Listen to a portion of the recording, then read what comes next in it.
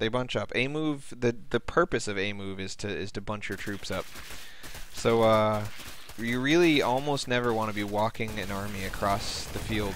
What you want is to have at this point a majillion more not banelings, medevacs than you have, and just load almost your entire army into the medevacs. And move across the field with like this many Marines and a bunch of full medevacs above them. Because this many Marines is enough to prevent a flock of mutas from running in and killing your full medevacs. And if you engage, then sure, you lose 10 Marines. But you don't lose the huge majority of your army. And then you can start carpet bombing, you know, somewhere and then join the fight with a good spread.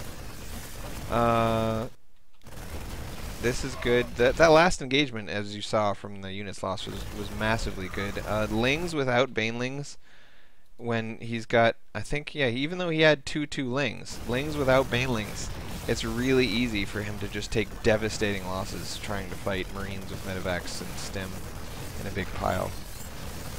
If he has a bigger army, more dollars spent than you on the engagement, then you will lose it.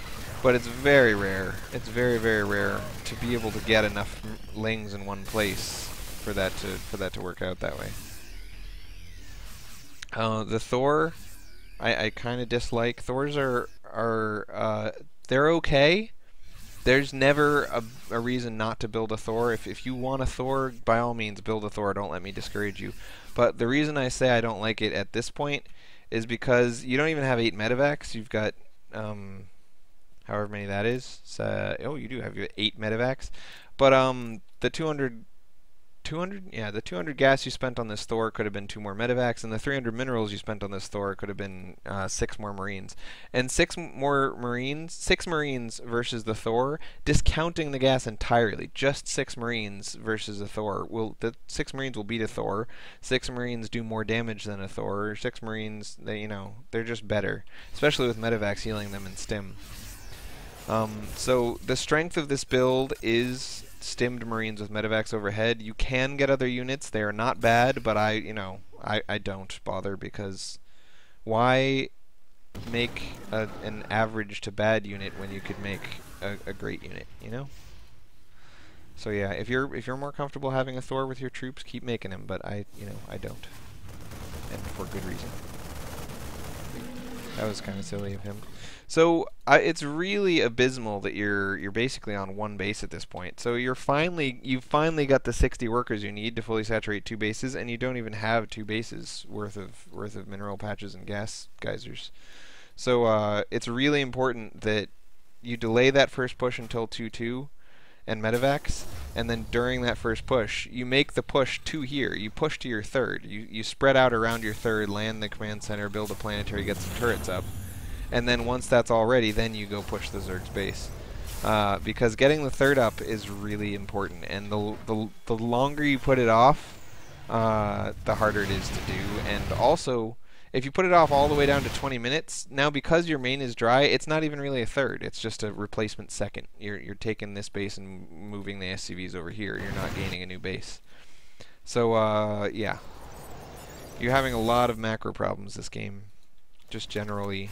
Not making enough SCVs, not getting your 3rd quick enough, all that kind of, not taking your first expansion quick enough, stuff like that.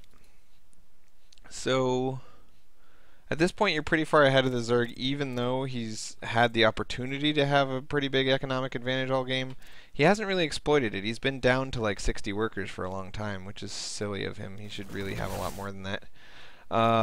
Cash pulled out of the ground.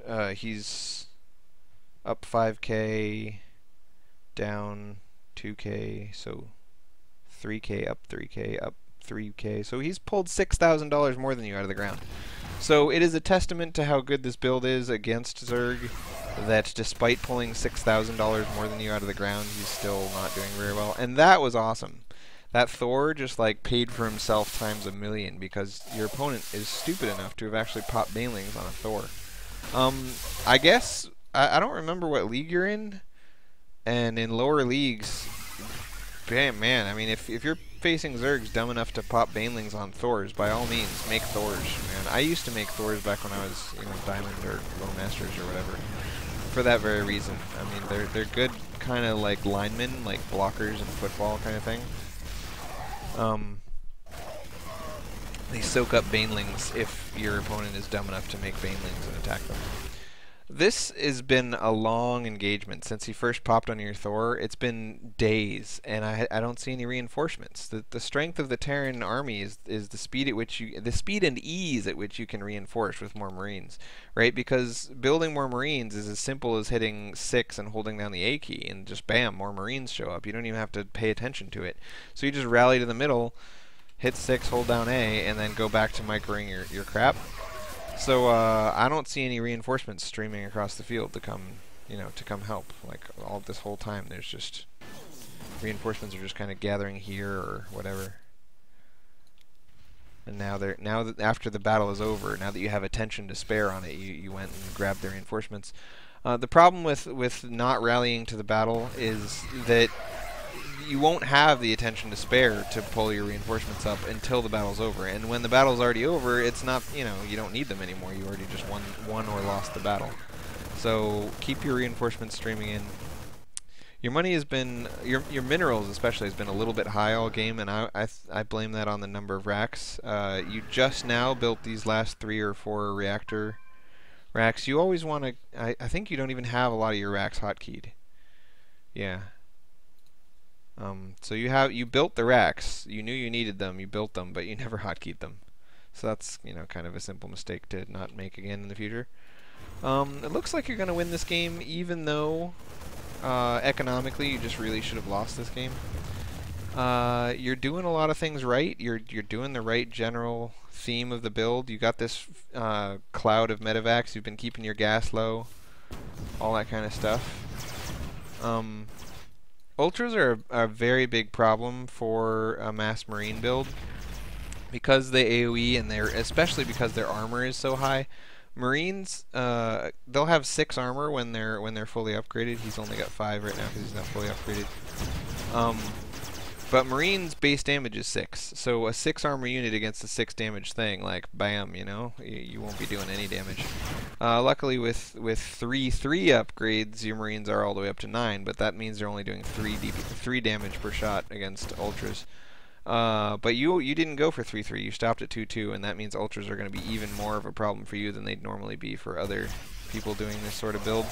The spread is just as important against Ultras as it is against Banelings or Infestors or anything that AoEs really.